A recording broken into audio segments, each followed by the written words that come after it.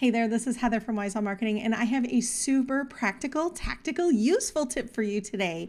Have you ever wanted to share a Google file with somebody else and make it so that it forces them to make a copy so that your original stays intact and unedited? I'm going to show you two really easy ways to do this today, whether you're sharing a Google Sheet, a Google Doc, slides, maybe a Google drawing. It'll work for any of these. So let's start off first by talking about why would you want to force someone to make a copy of your Google Doc?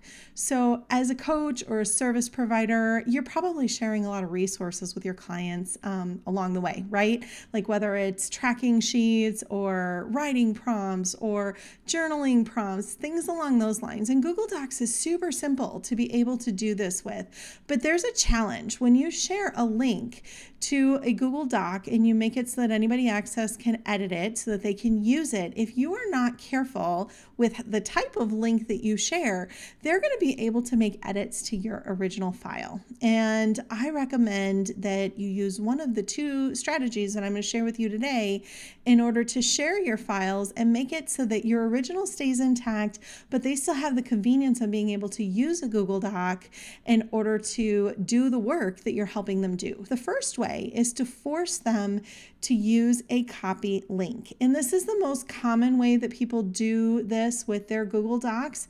I'm going to go ahead and share my screen here and show you how to do this.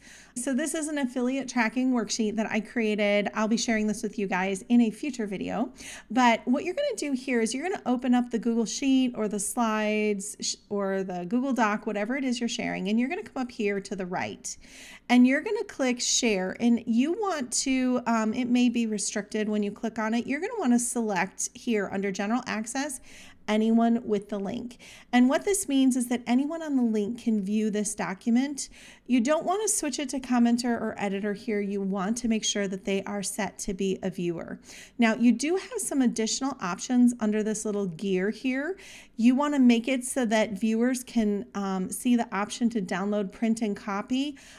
You want to have those checked so that they can make a copy of the document here. It's set by default to that, I believe, but double check just to make sure.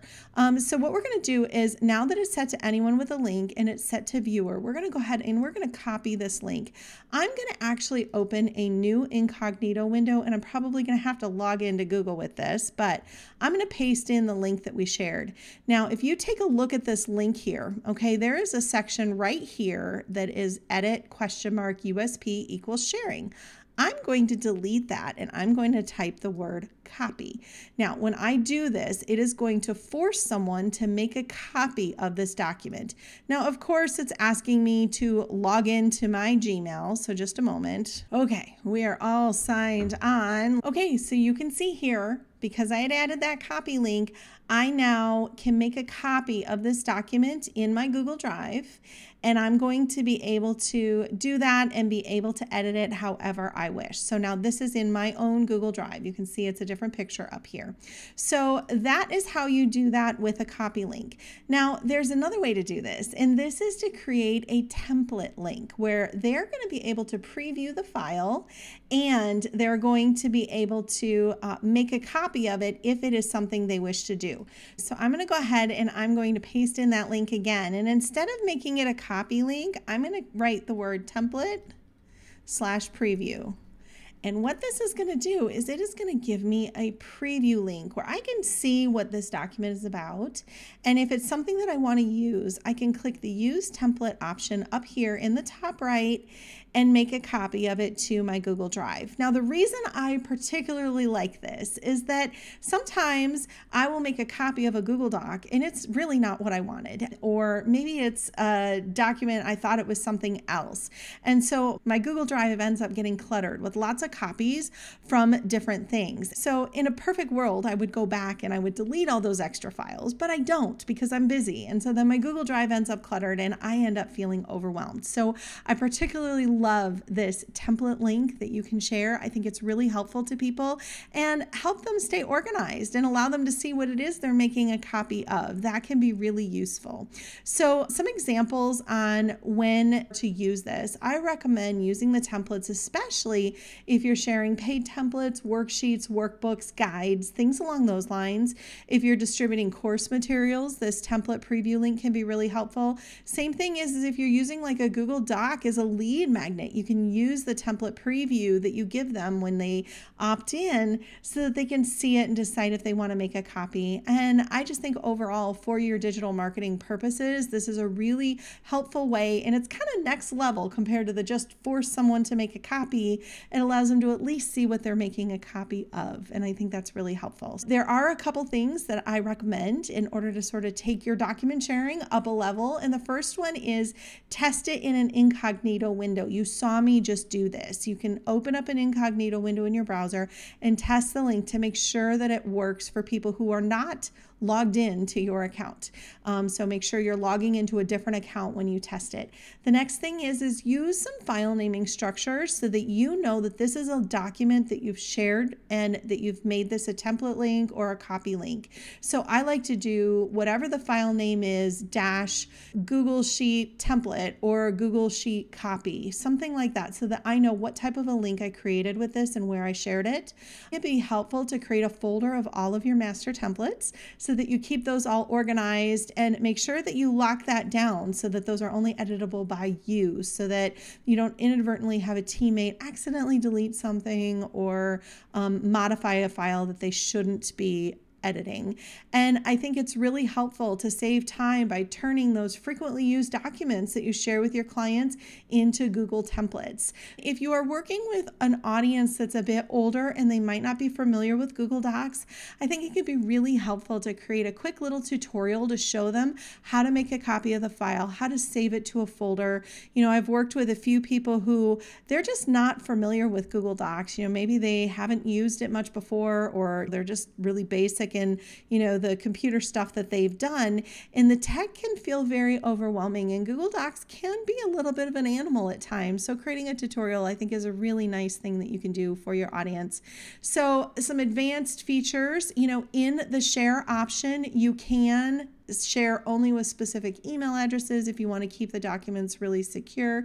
You can allow restricting so that they can't download or share.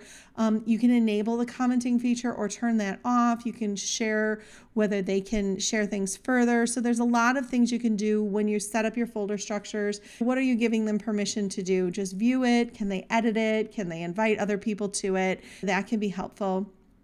There are a few questions that people will commonly ask on this. The first one is, if I share using the copy extension on the link or the template preview, is my original document safe?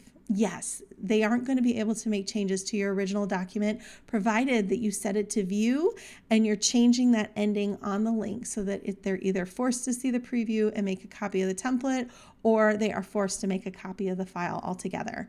Can you use this with any Google file? From what I understand, you can use it with Google Docs, Google Sheets, Google Slides if you're sharing a presentation, and Google Drawings if you're sharing some sort of a graphic. And then the last question that people commonly ask is, if I update the original, do the people who've made a copy see the updates? They do not. They will have to make a copy again in order to get the updates or the changes that you've made to the original file. So whether you're sharing slides or spreadsheets or Google Docs or anything, both of these methods will work. I really particularly like the template method myself. I think I'm going to be using that more in the future here. And I really hope that this is a helpful tool in your digital marketing toolkit. So would you like some more tutorials like this? Comment below. Tell me what questions you have. If there's things that you see people doing that you'd love some help with, please let me know. And if there's anything else that you have questions around, it's my goal to provide resources and training and support on this YouTube channel in order to help you simplify your marketing and grow your business. So if there's something that I can do to help you, please let me know. And if you have not subscribed and liked the video yet, if you could do that, that would be great. That's going to help me get the word out. I want to have you stay tuned. We're going to be talking about affiliate links in our next video and how you can leverage affiliate marketing to create some additional income streams in your business. So be sure to check that out. And I am in the middle of a 12-week year journey where each week I am updating you on my progress in creating the 12-week year and how I am doing with that. So click subscribe. subscribe and follow the video that you will see on this page here to see my updates and where I am in that journey. All right, thanks so much for watching. See you later.